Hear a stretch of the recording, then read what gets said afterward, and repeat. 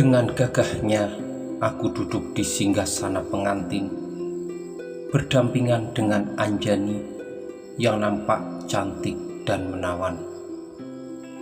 Semua kawula Lokananda bergembira ria. Mereka sangat senang dengan adanya pernikahanku.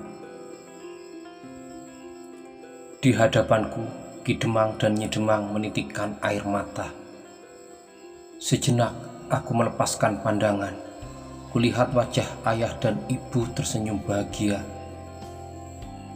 Ketika aku pejamkan mata dan membukanya lagi, ternyata yang nampak hanyalah Prabu Maesa Tirta dan Ibunda Ratu Dyah Santika. Seandainya saja saat ini ayah dan ibu berada di tempat ini, tentu mereka sangat bahagia sekali. Apalagi ibu yang selalu mengharapkan agar aku segera menikah. Semua itu hanya bayangan saja. Aku sendiri tidak tahu saat ini sedang berada di mana. Resepsi pernikahan berlangsung. Putri Anindita mendampingiku dengan menggendong Putri Dara Puspita. Aku benar-benar merasa seperti lelaki paling sempurna di dunia ini. Di sisi lain, aku juga merasa jenuh dengan kehidupan yang seperti ini. Disanjung-sanjung, dipuja-puja, dan dimewah-mewahkan. Sementara mereka sebenarnya salah, karena aku bukanlah orang yang mereka maksudkan. Di sisi lain, aku berpikir, apa mungkin Raden Arya Seta yang sebenarnya wajahnya mirip denganku, tidak ada bedanya, sehingga mereka tidak curiga sekali dengan keberadaan diriku. Termasuk Putri Anindita yang selalu bersama di kamar tidur. Aku tidak peduli karena semakin banyak ku cerita tentang diri ini, mereka justru menganggap penyakitku semakin parah. Lebih baik aku diam, menjalani saja apa yang seharusnya aku jalani. Aku melirik Anjani yang terlihat kikuk dan malu-malu. Sebenarnya bukan hanya dia yang mengalami hal seperti itu. Aku juga mengalami hal yang sama. Kikuk seperti tidak percaya dengan kenyataan ini. Apa mungkin aku sedang menikah sungguhan? Rasanya seperti sedang dalam mimpi saja. Kamu bahagia dengan pernikahan ini? Aku bertanya kepada Anjani dengan berbisik. Hamba sangat bahagia, Kanda, karena hamba tidak pernah menyangka sebelumnya hamba akan berdampingan dengan Kanda. Rasanya seperti dalam mimpi. Anjani berbisik dengan lirih, suaranya menyentuh hati, seperti mendengarkan ucapan dari seorang gadis yang sangat kucintai. Dalam acara yang meriah, tiba-tiba seorang prajurit lari menerobos kerumunan tamu yang sedang berpesta. Ia langsung bersujud di hadapan Prabu Maesa Tirta. Apa yang sebenarnya terjadi di luar sana, sehingga ia lari terbirit-birit sambil ketakutan. Tidak seberapa lama dari kemunculan prajurit itu di tempat pesta, tiba-tiba suasana menjadi hiruk-pikuk. Warga Lokananda berhamburan sambil menjerit histeris. Para prajurit langsung bertindak menguasai keadaan.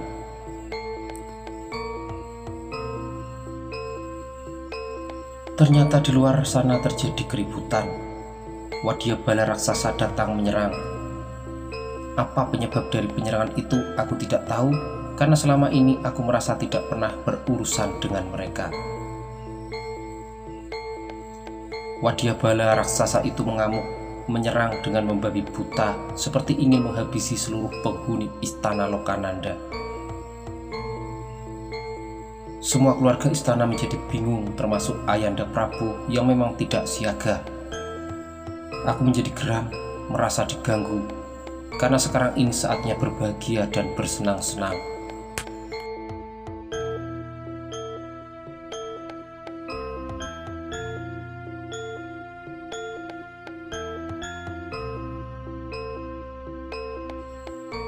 Dinda Anindita, bawa Dinda Roro menyingkir dari tempat ini. Aku akan melihat keadaan luar. Aku segera menyuruh Putri Anindita agar membawa Anjani menyingkir dari tempat itu.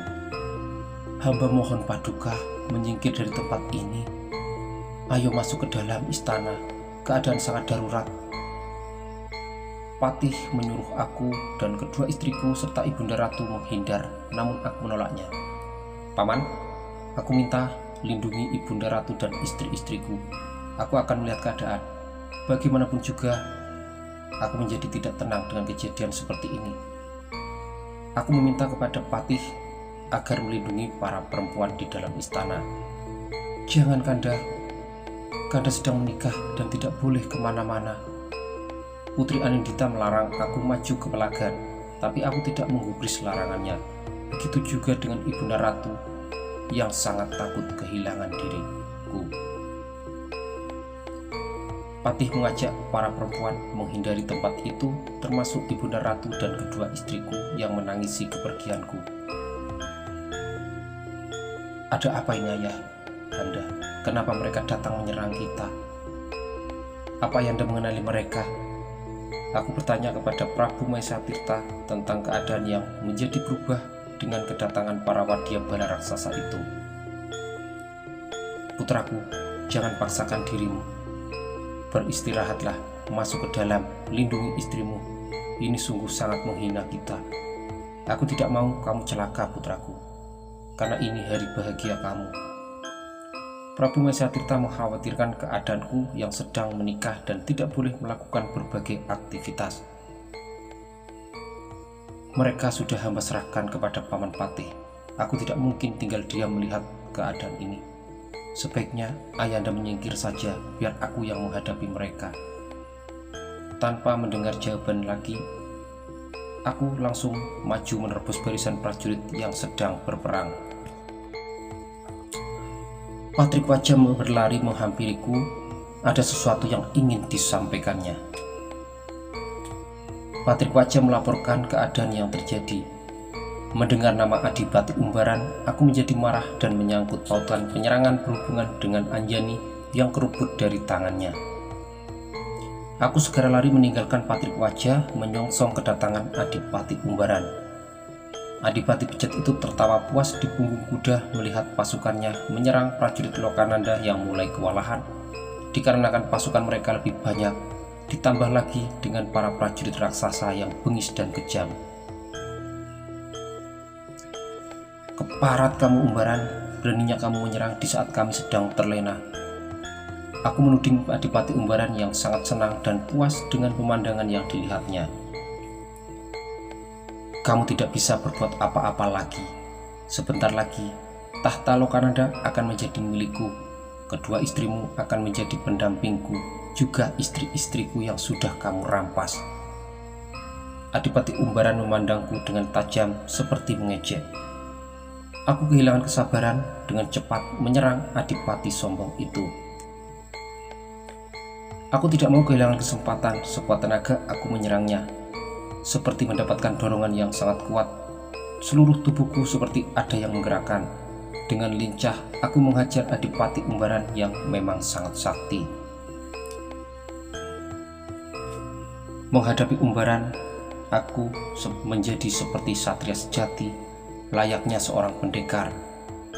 Bisa bersalto hingga berkali-kali di udara, semua itu di luar daya kemampuanku. Beberapa kali dia mengeluarkan ajiannya, namun dengan mudah aku bisa menghindarinya. Aku teringat keris jaladara yang terselip di pinggang. Keris itu kucabut lalu dengan cepat kutusukkan ke dadanya. Dia tidak sempat menghindar. Akhirnya tewaslah di tempat. Melihat pimpinannya mati, para prajurit Umbaran kalang kabut lari menyelamatkan diri, sementara wadyabala raksasa masih tetap mengamuk, tidak peduli walau junjungannya sudah gugur. Patrikwaja dan beberapa senopati Lokananda mengejar para prajurit Umbaran yang lari tunggang langgang, sementara aku ingin menghentikan amukan wadyabala raksasa itu. Aku sengaja berhadapan dengan seorang raksasa yang sangat besar berwajah menyeramkan. Sebelum menyerang, aku ingin terlebih dulu mengetahui apa keinginan mereka. Hentikan! Siapa kamu? Kenapa kalian menyerang kami, sementara kami sama sekali tidak punya urusan dengan kalian? Aku mencoba menghentikan amukan raksasa itu. Ia membuka mulutnya dan memamerkan taringnya yang tajam dan mengeluarkan bau yang sangat amis. Arya, secepat itukah kamu lupa pada kami? Padahal berkali-kali kita bertemu dan berperang. Kamu selalu menang, tapi kali ini jangan harap kamu bisa lolos. Raksasa itu mengaku memiliki urusan denganku, tapi seingatku selama tinggal di Lokananda ini belum pernah bertemu dengan mereka. Aku benar-benar lupa. Sekarang katakan siapa kamu dan apa tujuanmu. Aku mendesak agar raksasa itu segera mengaku. Aku Pancatnyana, mengemban tugas dari Gustiku di Trajutrisna, Prabu Bomanarakasura, untuk menghancurkan Lokananda, merebut Putri Anindita Kusumaningrum. Sekarang serahkan padaku dan bersiaplah untuk mati. Pancatnyana langsung menyerangku dengan ganas dan membabi buta. Aku menjadi kewalahan menghadapi tubuh yang sangat besar itu. Aku sama sekali tidak menyangka jika di dalam hidup ini aku berurusan dengan makhluk-makhluk aneh itu. Semua yang ku tahu, mereka itu hanya ada di dalam dongeng saja. Pancatnyana mengeluarkan gedanya dan memukulkannya padaku. Seingatku kala itu tubuhku hancur berantakan, namun entah mengapa aku bisa berdiri lagi dengan utuh, melihat Pancatnyana yang kaget mundur beberapa langkah sebelum menyerang lagi. Aku memegang keris Jaladara dan menangkis gada Pancatnyana. Di saat pusaka itu bersentuhan dengan keras, gada Pancatnyana hancur lebur. Ia mengerang kesakitan lalu ambruk ke tanah. Aku mengira ia sudah mati, maka aku segera meninggalkannya dan menyerang raksasa yang lainnya lagi. Mundur kalian atau kalian akan kuhabisi. Lihatlah, temanmu sudah mati. Aku menunjuk Pancatnyana yang terkapar di tanah. Beberapa raksasa menghentikan serangannya, menoleh ke arah Pancatnyana terkapar. Aku Anca Agra tidak akan pernah mundur sebelum tubuh hancur lebur. Raksasa yang mengaku bernama Anca Agra menyerangku dengan ganas seperti ingin saja menghabisiku yang sudah membunuh temannya. Aku tidak mau berlama-lama karena bagaimanapun juga masih banyak acara yang harus kulalui setelah pernikahan ini. Keris Jaladara menusuk perut Anca Agra. Ia menjerit sekuat tenaganya seiring dengan muncrat darah merah dari perutnya. Dua raksasa berhasil kubunuh, kini yang lainnya kulihat sudah patah semangat dan mengendurkan perlawanan. Aku menyerang dari belakang ke arah raksasa satu lagi yang terlihat sangat agresif dan masih segar bugar. Ia kutendang dari belakang dan menabrak dinding benteng istana hingga jebol. Ia bangkit lagi dan menantangku. Raksasa itu menjulurkan lidahnya yang panjang, menjilat tubuhku. Mungkin di lidah itulah letak kekuatannya.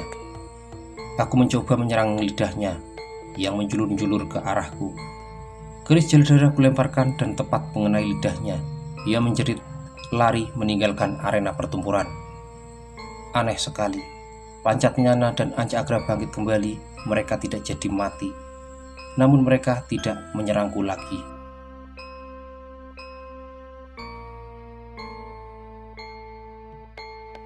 Para prajurit Lokananda yang masih tersisa mengejar raksasa itu, namun kemampuan mereka belum seberapa, sehingga raksasa itu bisa lenyap begitu saja bagi ditelan bumi. Para warga dan prajurit Lokananda memberesi sebagian istana yang hancur berantakan. Mereka mengangkati mayat-mayat yang bergelimpangan. Putri Anindita berlari memelukku, disusul oleh istri mudaku, Roro Anjani. Mereka menangis terharu melihat keselamatanku dan melihat kenyataan ini. Aku berusaha menenangkan mereka yang gelisah dan menyuruh untuk beristirahat karena keadaan sudah pulih dan aman. mereka masuk ke Kaputren dengan dikait oleh Ibunda Ratu dan Nyi Demang Puput.